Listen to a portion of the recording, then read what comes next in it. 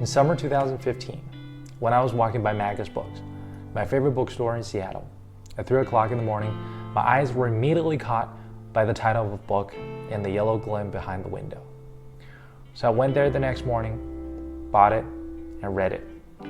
The book is probably not the best collection of essays I've ever read, but the title has since then stayed with me. The Moral Obligation to be Intelligent. What does that have to do with learning languages? Does speaking foreign languages make you more intelligent? It depends. Is the ability to speak another language part of intelligence? Not necessarily. But being intelligent and knowing foreign languages do share one thing in common. They're both painful.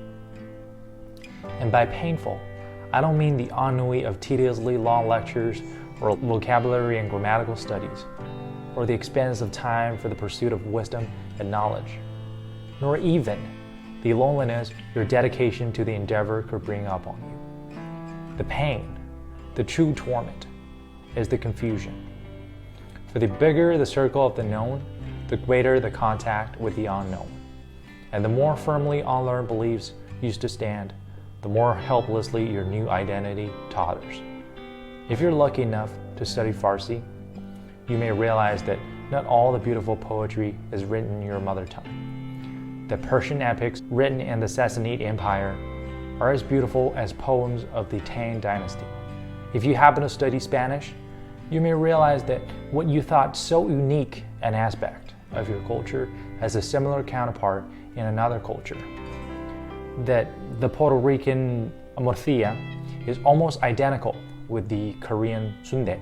If Russian is your language, you may realize that not all the important battles that changed the course of human history were fought on your native land. That the Russian defeat of the Golden Horde at the field of Kulikovo is no less significant than the reconquest of Granada in Spain. Can't you do this by reading history? One may ask. Yes, but history written by whom and for whom? Because you see, after learning a language, if you care enough, part of you becomes the member of the tribe to which the language belongs. And that cultural schizophrenia can be truly excruciating. That pain, however, can't be easily offset by the better chances of employment in your job market or the simple pleasures of impressing your friends at the dinner table with political intrigues and historical anecdotes played out in 5 different languages. Why then would anyone who is not a crazy masochist want to learn a foreign language? Yes, to communicate with people. Yes, to travel to different places. Yes, to advance your career in a globalized world. Yes, it is good for your brain. But more importantly, as potentially excruciating as it is for those curious enough to see the world as it is, and those brave enough to tear down the veils of bigotry, instead of comfortably hiding behind the linguistic barrier and refusing to step forward and know your fellow human beings, or even the so-called enemies. I am by no means accusing those not fond of foreign languages of being cowards.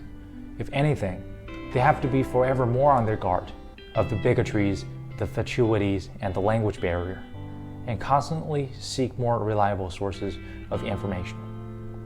Indeed, the pursuit of knowledge is almost by definition a sort of masochism, and language learning is no exception. But in such pain, and perhaps only in such pain, can we overcome the misunderstandings, bridge cultures and civilizations, and find a world of peace and prosperity.